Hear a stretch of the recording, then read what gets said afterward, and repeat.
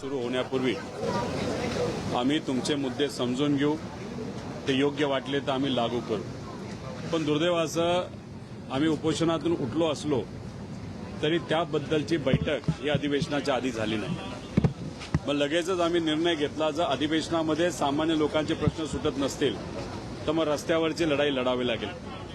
आदरणीय पवारसाहेबांच्या मार्गदर्शनाखाली मराठवाड्याचं छत्रपती संभाजीनगरमध्ये शेतकऱ्यांच्या हिताचं एक आंदोलन आम्ही उभं केलं. मोठ्या प्रमाणात लोक आली. 3-4 तास रस्ता आम्ही जाम केला. सरकारमध्ये असणारे नेते महाजन साहेब हे सातत्याने आमच्या संपर्कात होते. त्यांनी शब्द दिला होता की गेल्या वेळेस आम्ही शब्द देऊन बैठक झाली नसली तरी आता आम्ही शब्द देतो की बैठकीला आम्ही तुम्हाला नक्कीच बोलू. आणि आज दुपारी आमची बैठक ही मुख्यमंत्री साहेबांबरोबर झाली. महाजन साहेब तिथं होतेच. त्याच्याचबरोबर जितेंद्र आव्हाड साहेब त्या बैठकीला होते. विजयभाऊ वडेट्टीवार साहेब होते. संदीपभाऊ क्षीरसागर हे तिथेही होते आणि आंदोलनात सुद्धा उपस्थित होते. राजूभाऊ खरे असतील, अभिजितभाऊ पाटील असतील, कैलासभाऊ पाटील जे धाराशिवचे आमदार आहेत ते तिथं होते, अनिकेत भाऊ देशमुख, असे आम्ही सर्वजण तिथं बसलो, चर्चा केली. चर्चा कशावर केली तर पुण्यश्लोक अहिल्यादेवी होळकरांच्या नावाने जी कर्जमाफीची योजना या सरकारने आणली त्याच्यामध्ये 2019ची अट जी टाकण्यात आलेली ती काढण्यात यावी अशी विनंती त्यांना केली. 50,000चं लिमिट जे लावलं गेले ते तुम्ही काढून 2 लाखापर्यंत ते करावं. जे रेग्युलर असणारे शेतकरी आहेत त्यांना तुम्ही जी अट टाकलेली आहे 25, 26, 27, 27ची ती एक काढण्यात यावी. आणि बऱ्याच ठिकाणी बऱ्याच जिल्ह्यांमध्ये 2024ला बँकेंनी मुद्दामून शेतकऱ्यांना सांगून आणि शेतकऱ्यांनी बाहेरून पैसा घेऊन काही प्रमाणात कर्ज हे रेग्युलर केलेलं आहे आणि ते कर्जमाफीमध्ये सुद्धा बसत नाही आणि प्रोत्साहनमध्ये सुद्धा बसत नाही. असे अनेक विषय हे रेग्युलर असणाऱ्या शेतकऱ्यांचे पण आणि कर्ज ज्यांचं थकलंय त्या शेतकऱ्यांचे आम्ही तिथं मांडले. 36 लाख शेतकऱ्यांचा मुद्दा आहे असं आम्ही त्यांना समजून सांगितलं. त्याच्याचबरोबर जे पीक विमा योजना पूर्वी जे 4 ट्रिगर होते ते जे तुम्ही काढलेत त्यामुळे शेतकऱ्यांवर जो अन्याय होता, जसं 2025ला अतिवृष्टी जी झाली होती त्यात शेतकऱ्यांचं नुकसान झालं, तुम्ही शब्द देऊन सुद्धा विमा कंपन्यांनी शेतकऱ्यांना मदत केली नाही. त्यामुळे या 3-4 मुद्द्यांवर आमची चर्चा झाली. चर्चा होत असताना अर्धा तास चर्चा झाली. त्यात त्यांनी त्यांची बाजू मांडली. अधिकाऱ्यांनी त्यांना ज्या सांगितल्या गोष्टी ते त्यांनी सांगितल्या, पण आम्ही त्यांना सांगितलं की आमच्याकडे सुद्धा आकडे आहेत. त्यामुळे आमच्या आकड्यानुसार 70% शेतकऱ्यांवर अन्याय होणार आहे. जसं सोलापूरमध्ये 70% शेतकरी हे या लाभापासून वंचित राहत आहेत. हे सगळं ऐकल्यानंतर त्यांनी एवढंच सांगितलं आणि ते महत्वाचं आहे की परदेशी समिती ज्यांनी या अटी टाकल्यात पुढच्या आठवड्यामध्ये त्यांच्या समोर जाऊन त्यांच्याबरोबर चर्चा ही केली जावी. ती बैठक ते लावतील. आमचे नेते व सर्व आमदार हे आम्ही त्या परदेशी समितीच्या समोर जाणार आहोत. आमच्याकडचे आकडे त्यांना तिथं आम्ही मांडणार आहोत. समिती या बाबतीत सकारात्मक असेल अशी आमची अपेक्षा आहे. पण मुख्यमंत्री साहेबांनी एक महत्वाची गोष्ट सांगितली. आम्ही त्यांना एवढंच सांगितलं होतं शेतकऱ्यावर अन्याय झाला नाही पाहिजे आणि त्यांनी ते मान्य केलं. शेतकऱ्यावर अन्याय होणार नाही अशी आमची भूमिका आहे. आणि चर्चा केल्यानंतर म्हणजे समितीबरोबर चर्चा केल्यानंतर आमचे आकडे योग्य असतील, जे आम्हाला माहिती ते योग्य आहेत, तर नक्कीच बहुतांश शेतकऱ्याला न्याय देण्याची भूमिका या सरकारची असल्यामुळे त्या समितीच्या समोर जी चर्चा होईल त्यात जे आकडे आम्ही टाकू आणि आमचे आकडे सिद्ध झाले तर हे सरकार या अटी काढतील अशी आमची अपेक्षा आहे. त्यामुळे पुढच्या आठवड्यात परदेशी समितीसमोर आम्ही जाऊ, चर्चा करू. त्याच्यात चर्चा आल्यानंतर आमचे मुद्दे, आमचे आकडे हे तिथं आम्ही मांडू आणि मग समिती, मुख्यमंत्री साहेब आणि आम्ही परत एकदा बैठक करू आणि बैठक झाल्यानंतर आकडे मान्य झाले नसले, समजा आम्ही दिलेले आकडे हे योग्य असताना सुद्धा सरकार ते मान्य करत नसेल तर मग आम्हाला पर्याय राहणार नाही. लोकांच्या वतीने लढत असताना ऑगस्ट महिन्यामध्ये आम्हाला विदर्भाचं एक मोठं आंदोलन तिथं उभं करावं लागेल. आमची अपेक्षा आहे आणि आम्हाला विश्वास आहे काही प्रमाणात चर्चा झाल्यानंतर हे सरकार 100% शेतकऱ्याला न्याय देईल असं आम्हा सगळ्यांना त्या ठिकाणी वाटतं. आणि हे होत असताना अजून एक महत्वाचा मुद्दा त्यांच्यासमोर आम्ही विद्यार्थ्यांचा मांडला. जे एमपीएससी देणारे विद्यार्थी आहेत, पूर्वी OMRच्या अंतर्गत ते परीक्षा देत होते. आता ऑनलाईन पद्धत ही परत एकदा सरकार आणण्याचा प्रयत्न करत आहे. त्या पद्धतीचा GR हा आयोगाने काढलेला आहे. आमचा त्याला विरोध आहे. कालच विद्यार्थ्यांची आमची चर्चा झाली, संवाद झाला, त्यांनी मुद्दे मांडले. तसं पत्र हे मुख्यमंत्री साहेबांना आजच्या बैठकीमध्ये आम्ही विद्यार्थ्यांच्या वतीने तिथं दिलेलं आहे. आणि आम्ही त्यांना सांगितलेलं आहे की विद्यार्थ्यांच्या या मागण्या तुम्ही मान्य करा. कृपा करून ऑनलाईन परीक्षा तुम्ही घेऊ नका. त्याला विद्यार्थ्यांचा विरोध आहे. याच्यावर त्यांनी एवढंच सांगितलं की आयोगाच्या प्रमुखाला आम्ही सांगितलेलं आहे आणि तुम्ही आता भेटल्यानंतर आम्ही परत एकदा सांगू की विद्यार्थ्यांना विश्वासात घ्या, विद्यार्थ्यांचं म्हणणं ऐकून घ्या आणि विद्यार्थ्यांचं म्हणणं मान्य करा. त्यामुळे विद्यार्थ्यांचं म्हणणं आहे ऑनलाईन परीक्षा घेऊ नका. OMRच्या अंतर्गतच ती परीक्षा घेण्यात यावी. त्यामुळे आम्ही सुद्धा आयोगातल्या प्रमुखांना तिथं भेटू.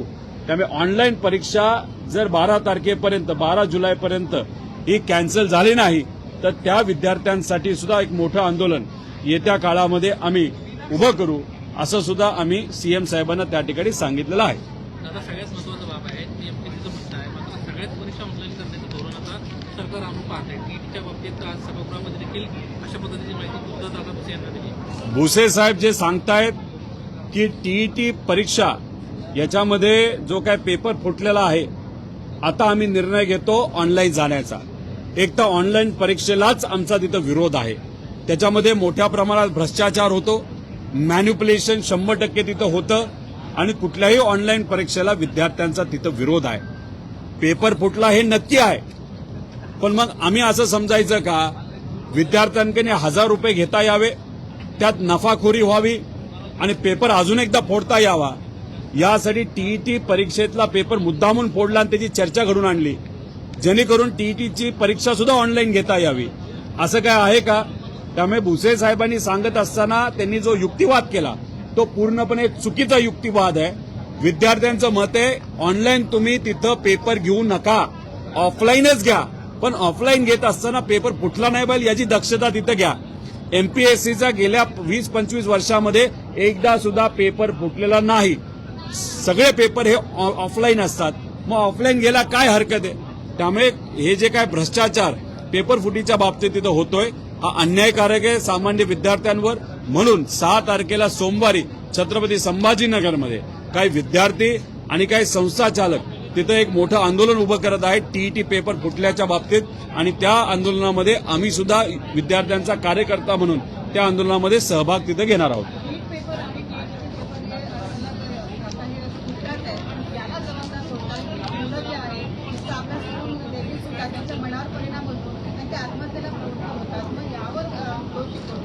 दोषी सरकार आहे. 2016ला आपण बघितलं असेल भाजपचं सरकार आणल्यानंतर महापोर्टल म्हणून एक वेगळंच प्रकरण या सरकारने तिथं आणलं होतं, ज्याचा विरोध आम्ही सर्वांनी तिथं केला होता. विद्यार्थ्यांनी विरोध केला होता. कुठल्या कंपनीला ते काम दिलं होतं? महाव्यापम घोटाळा जो मध्य प्रदेशमध्ये झाला होता त्याच एका कंपनीला इथं काम दिलं गेलं होतं. 1000 रुपये प्रत्येकी विद्यार्थ्यांकडनं घेण्यात आले आणि मग त्यातून भ्रष्टाचार झाला, त्यातून पेपर फुटला, त्यात बरंच काही झालं. त्याचा विरोध केला. महाविकास आघाडी आल्यानंतर ते आम्ही थांबवलं. त्यामुळे ऑनलाईन परीक्षा घेतल्यानंतर 100% त्याच्यामध्ये भ्रष्टाचार होतो, पेपर हा फुटतोच. त्यामुळे एमपीएससी ज्या पद्धतीने ऑफलाईन परीक्षा घेते तशीच परीक्षा सगळ्याच्या बाबतीत तिथं व्हावी.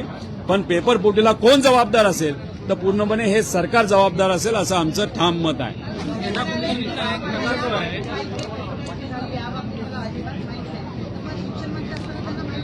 शिक्षण मंत्री साहेबांना जर माहीत नसेल पेपर फुटला तर ह्याच्यापेक्षा दुसरं कुठलं दुर्दैव आपल्याला म्हणावं लागेल. भुसे साहेब चांगला आमदार आहे, त्यांच्याबद्दल मी काय बोलणार नाही. पण कदाचित त्यांना हेच कळलं नसेल पेपर फुटला तर मग असं म्हणावं लागेल त्यांच्या डिपार्टमेंटमध्ये काय चाललंय, कसा भ्रष्टाचार चाललाय, कसा पेपर फोडला जातोय हेच त्यांना माहीत नसेल. त्यामुळे त्यांची अख्खी सिस्टम ही मग भाजपली हायजॅक केली आहे का? ते नावापुरते फक्त मंत्री आहेत का? एकनाथ शिंदे साहेबांचे सगळे मंत्री फक्त नावापुरते आहेत आणि सगळा कारभार हा भाजपचे नेते नाही तर मुख्यमंत्री साहेब चालवतात असं सिद्ध तिथं होतं. त्यामुळे मग भुसे साहेबांना जर अधिकारच नसतील मग मंत्रिपद घेऊन काय फायदा? त्यामुळे आमचं एवढंच मत आहे हे सरकार जबाबदार आहे. नीट परीक्षेच्या बाबतीत सुद्धा केंद्र सरकार जबाबदार आहे आणि टीईटी परीक्षा जी फुटली आहे आणि जी पुणे महानगरपालिकेची परीक्षा जेईची जे काल परवा फुटला होता पेपर, त्यासाठी सुद्धा सरकारमधलेच काही अधिकारी आणि सरकारमधले काही नेते जबाबदार आहे असं आपल्याला ठामपणे म्हणता येईल. फुलेवाड्याचं एक प्रकरण सध्या खूप चर्चेमध्ये आहे. मेधा कुलकर्णी वटपौर्णिमेला फुलेवाड्यात गेल्या होत्या. खरं तर कोथरूडला त्या राहतात, मात्र ज्या पद्धतीनं त्यांना वटपौर्णिमेचा सगळा कार्यक्रम जो आहे तो सोशल मीडियावर शेअर केला, त्यावर टीका होती त्यांची. एकतर महात्मा फुले वाडा, जिथं महात्मा फुले आणि क्रांतीज्योती सावित्रीबाई फुले हे राहिलेत आणि बहुजन समाजातल्या मुलींना शिकता यावं यासाठी प्रामाणिकपणे त्यांनी प्रयत्न केले, त्याच वाड्यामध्ये तुम्ही येऊन तिथं एखादी प्रथा नाहीतर काही गोष्टी करत असाल, एकतर तो वाडा हा पुरातत्व विभागाच्या अंतर्गत येतो. पुरातत्व विभागाने GR काढलेला आहे की या वाड्यामध्ये कुणीही धार्मिक कार्यक्रम तिथे घेऊ नये. कारण का महात्मा फुलेंचं क्रांतीज्योती सावित्रीबाई फुलेंचं म्हणणं होतं, शिक्षणाला महत्व द्या, माणुसकीला महत्व द्या, या प्रथा परंपरा ह्या नंतर येतात. आणि मग इथे तुम्ही शिक्षणाला बाजूला ठेवता आणि वेगळंच काहीतरी तिथं रील व्हावी, प्रसिद्धी व्हावी, चर्चा व्हावी, नाहीतर महात्मा फुलेंचा आणि क्रांतीज्योती सावित्रीबाईंचा जो खरा विचार आहे तो कुठेतरी अप्रत्यक्षपणे दाबण्याचा प्रयत्न हा मेधा कुलकर्णी मॅडमनी केला असं आपल्याला तिथं म्हणावं लागेल. त्यामुळे GR हा त्यांना माहीत नव्हता का, आणि माहीत असताना सुद्धा त्यांनी तिथं व्हिडिओ काढला असेल तर मग हा सत्तेचा अहंकार आहे हे कुठेतरी त्या ठिकाणी आपल्याला म्हणावं लागेल.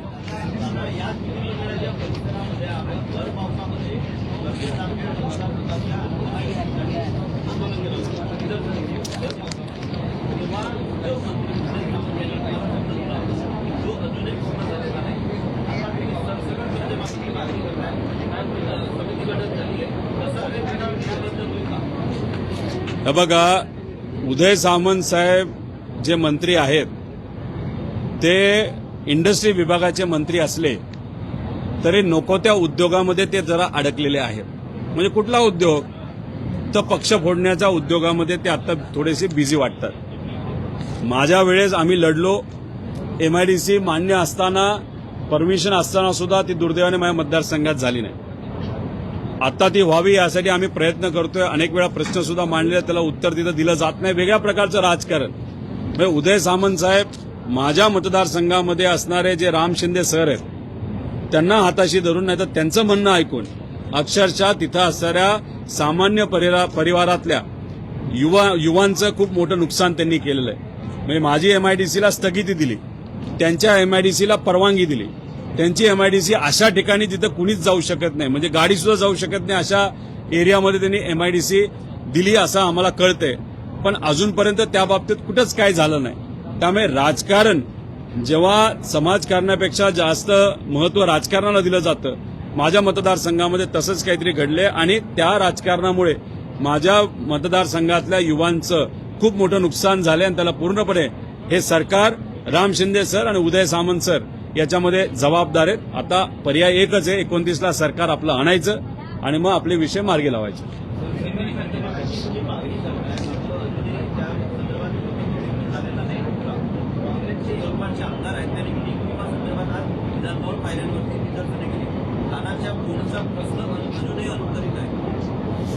सरकार काय करते, मोठ्या प्रोजेक्टवर पैसा खर्च करते, त्यातून भ्रष्टाचार करते, बाकी यांना काही करत नाही. गुजराती काही कंपन्या आहेत आणि काही आंध्राच्या कंपन्या आहेत, त्यांना मोठे मोठे कॉन्ट्रॅक्ट द्यायचे, त्यातून भ्रष्टाचार करायचा, हेच या सरकारचं कुठेतरी ध्येय दिसतंय. त्यामुळे बऱ्याच प्रमाणात आपण बघितलं तर अशा अनेक योजना आहेत, त्याला निधी सरकारकडनं दिला जात नाही. पीक विमा योजना महत्वाची, आम्ही सुद्धा त्यासाठी आंदोलन केलेलं आहे. आता आम्ही आंदोलन केल्यानंतर लोकांना कळालं की ही जी कर्जमाफीची योजना आहे ती फसवी आहे. त्यामुळे सरकार सुद्धा मोठ्या प्रमाणात अडचणीत आल्या. आता चर्चा करायला तरी तयार आहे. आता चर्चा पुढच्या आठवड्यात होईल, त्या बाबतीत काय होतं आपण बघू. आम्ही शांत बसणारे लोक नाही, आम्ही लढत राहू. आता बरेच आमदार आपापल्या मतदारसंघातले विषय इथं मांडतायत. मी सुद्धा अधिवेशनामध्ये तिथं बोलणार आहे. रस्त्यावरची लढाई करून आता आम्ही अधिवेशनात आलेलो आहे. त्यामुळे अधिवेशनामध्ये सुद्धा आम्ही आमची लढाई काय तिथं थांबवणार नाही. त्यामुळे या सरकारच्या चुका लोकांसमोर कशा येतील यासाठी मीडिया म्हणून तुम्ही आणि अधिवेशनामध्ये आम्ही अशा पद्धतीने आपण एकत्रित काम केलं तर नक्कीच लोकांना न्याय देण्यामध्ये मदत नक्की होईल असं आम्हाला वाटतं. सचिन अहिर यांना उपसभापती पदाची शपथ घेतलेली आहे. आज उपसभापती पदावरती आज विराजमान झालेले. खरं तर ते तुमच्यासोबत अनेक वर्ष त्यांनी काम केलेलं आहे. त्यानंतर सेनेत गेले, तर सेनेलाही सुट्टी दिली आणि आता एकनाथ शिंदेसोबत गेले. सचिन भाऊ आहेर असं काहीतरी करतील असं मला कुठेच वाटलं नव्हतं. कदाचित उद्धव ठाकरे साहेबांच्या पक्षातल्या नेत्यांना सुद्धा हे सरप्राईज असू शकतं. अचानकच ही घटना तिथं घडली. आता एक नेता जो पूर्वी आमच्या पक्षात होता, नंतर उद्धव ठाकरे साहेबांकडे गेला, आता एकनाथ शिंदे साहेबांकडे जर गेला असेल तर म्हणजे कपडे बदलण्यासारखी जर आपण विचार आणि भूमिका बदलणार असू तर मग लोकांचा नेत्यांवरचा विश्वास हा उडून जाऊ शकतो. त्यामुळे याच्या आधी आपण बघितलं असेल की पक्ष फुटला, नेते फुटले, आमदार फुटले, खासदार फुटले, आपली तिजोरी लुटली, मंदिरं आता लुटायला लागले. तर कुठं ना कुठंतरी सामान्य लोकांचा जो धीर आहे तो सुद्धा आता सुटेल अशी आपल्याला अपेक्षा करावी लागेल. जेव्हा लोकांचा धीर तुटेल नाही तर सुटेल आणि लोक रस्त्यावर त्या ठिकाणी येतील तेव्हाच परिवर्तन हे होऊ शकतं. आणि तेव्हा जेव्हा परिवर्तन होईल तेव्हा जे कोणी प्रस्थापित आहेत, घराणेशाहीवाले लोक असतील, ज्या लोकांसाठी लढत नाहीत, फक्त सत्तेत लाचारी स्वीकारून गेलेले आहेत, त्यांना लोक नाकारतील आणि नवीन चेहरे येत्या काळामध्ये आपल्याला पुढे येताना बघायला मिळतील. पुणे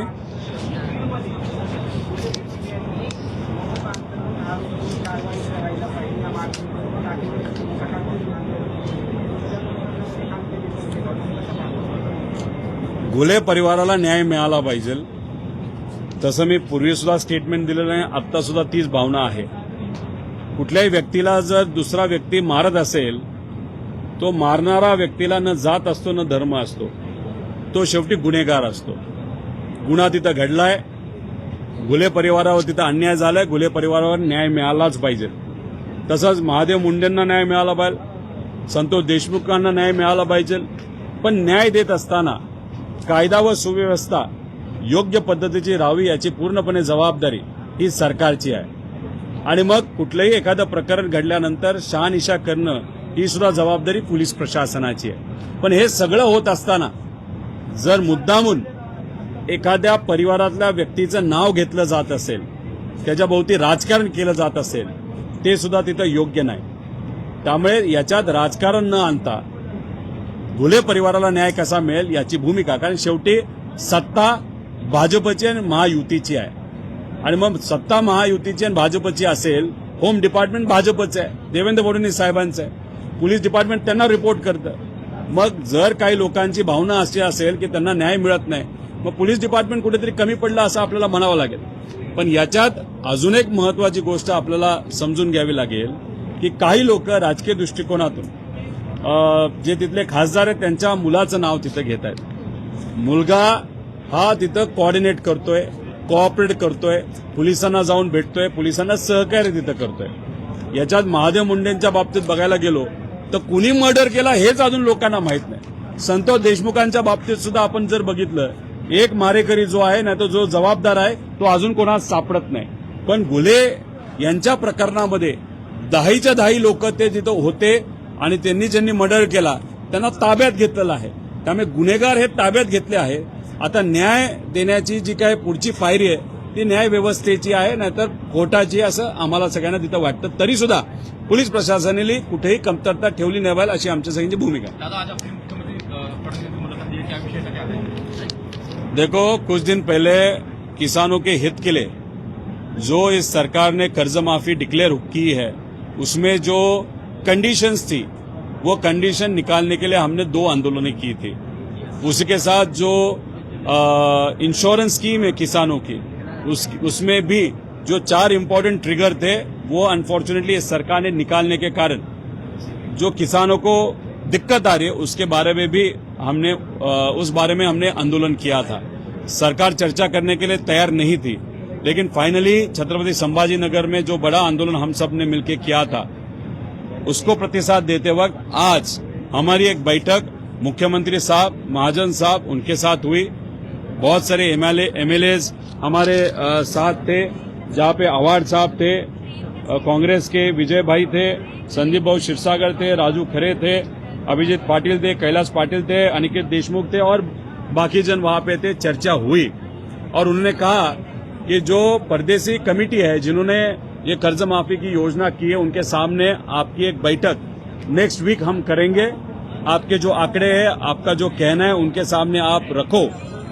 आपके आंकड़े सही रहेंगे और सरकार के आंकड़े गलत रहेंगे तो डेफिनेटली आपका जो विषय है वो मान्य करते हुए हम किसानों को वहां पे न्याय देंगे। अभी जो नेक्स्ट वीक की मीटिंग है उसमें क्या होता है हम सबको देखना पड़ेगा। सर 6 सांसदों के बाद सचिन कल शिंदे इनके शिवसेना चले गए और आज वो डिप्टी स्पीकर बन गए विधानसभा। क्या कहेंगे? अभी क्या कहेंगे, आज एक नेता यहाँ पे कल वहां पे जा रहा है। जैसे पहले एमएलए फोड़े गए, उसके बाद एमपीज फोड़े गए, पक्ष फोड़ा गया, नेता फोड़ा गया।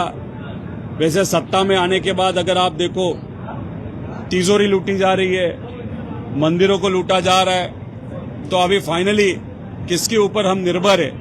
तो लोगों का जो पेशेंस है वह कब फूटेगा या कब वो टूटेगा और लोग कब रास्ते पे आएंगे। और जब रास्ते पे लोग आएंगे तो यह सरकार वापस सत्ता में नहीं आने वाली। इसलिए ये जो भी बाजार हो रहा है लोकशाही का, ये उचित नहीं है। इसको अगर बदलना है तो लोगों को रास्ते पे आना पड़ेगा। और आगे जाते वक्त अगर आप देखो तो बहुत सारे नए चेहरे, कोई पत्रकार होगा, कोई डॉक्टर होगा, कोई वकील होगा, कोई कॉमन मैन होगा, कोई किसान का बेटा होगा जो राजनीति में आज नहीं है, कोई बेटी होगी, उनको वहां पे संधि दी जाएगी। और लोग ऐसे कॉमनर, जो कॉमन व्यक्ति है, उनको वहां पे चुन के देंगे। जैसे तमिलनाडु में हुआ वैसे महाराष्ट्र में 29 में होगा, ऐसे हम सबको लगता है। सर आपके एक सर देखो, उद्धव ठाकरे साहब की शिवसेना या हमारी पार्टी या कांग्रेस हो या कोई भी अलग पक्ष हो, कभी खत्म नहीं होगा। लेकिन कुछ पक्ष ऐसे, जैसे एकनाथ शिंदे साहब की कोशिश है कि उनके यहाँ पे जनमत नहीं होगा, लेकिन जो भी है, जितने ज्यादा आमदार हम फोड़ सकते हैं, खासदार फोड़ सकते हैं, उतनी वो कोशिश कर रहे हैं। क्योंकि उनको वापस एक बार महाराष्ट्र के मुख्यमंत्री बनना है, ऐसे हम सबको लगता है। अभी इसमें अगर देखो, वो कहाँ ना कहाँ पे तो भी उनकी जो पावर है वो पावर वैसे इंटैक्ट रखने की कोशिश कर रहे हैं। क्योंकि यहाँ पे महाराष्ट्र के जो भाजपा के नेता है उनकी पावर खत्म करने की कोशिश की जा रही है। सातारा में हमने देखा है। तो ये खासदार फोड़ के कैसे तो भी वो सत्ता में रहने की कोशिश कर रहे हैं। क्योंकि उनको भी मालूम है अगर आज सत्ता में नहीं रहे, पावर नहीं बढ़ाई, तो वैसे भी भाजपा ने इंडिकेशन दिया है आगे जाके भाजपा को महाराष्ट्र में अकेला लड़ना है। एकनाथ शिंदे जी की भी जरूरत नहीं और वहां पे अजित दादा के पक्ष की भी जरूरत नहीं। इसलिए कहा ना कहा तो भी एक प्रयास एकनाथ शिंदे जी कर रहे हैं कि कैसे तो भी रेलेवेंट रहे और कैसे तो भी महाराष्ट्र में वापस एक बार मुख्यमंत्री बने। सर आपकी पार्टी जो आपकी जो एनसीपी है वो मर्ज हो जाए, कांग्रेस में चर्चा है। आपके कुछ विधायक भी मिल गए, ऐसा भी कहना है कि चर्चा में सिर्फ चर्चा, कोई तथ्य नहीं है। चर्चा कोई भी कर सकता है। इसलिए कहाँ पे भी हमारे वरिष्ठ लेवल पे इस बारे में चर्चा नहीं हुई, दो पक्ष में चर्चा नहीं हुई और ये कुछ लोग जानबूझ के ये विषय छेड़ रहे, ऐसे हम सबका कहना है। रोहित जी, कहना ये था कि ऑपरेशन टाइगर के बीच कुछ एनसीपी शरद चंद्र पवार के विधायक जो हैं वो दिल्ली गए और कांग्रेस के आला कमान नेताओं से उन्होंने मुलाकात की है। मर्जर चाहते हैं, अगर मर्जर नहीं होता है तो अंतिम ये चाह रहे हैं कि 3 से 4 विधायक इच्छुक हैं कांग्रेस में जाने के लिए। इस तरीके से सियासी गलियारों में चर्चा है। कुछ नहीं, कोई चर्चा नहीं। अगर आगे जाके चर्चा होगी तो कांग्रेस के प्रमुख नेता जो है और हमारे जो प्रमुख नेता है उनमें ही चर्चा होगी। कोई एमएलए जाके, कोई भी कार्यकर्ता जाके किसी भी व्यक्ति से मिलके चर्चा नहीं होती। चर्चा होगी तो ऊपर लेवल पे हो सकती है, लेकिन अभी तक कोई भी चर्चा कांग्रेस में विलीनीकरण होने की न हमारे नेताओं से की गई न कांग्रेस से की गई, ऐसा हम सबका कहना है। ठीक।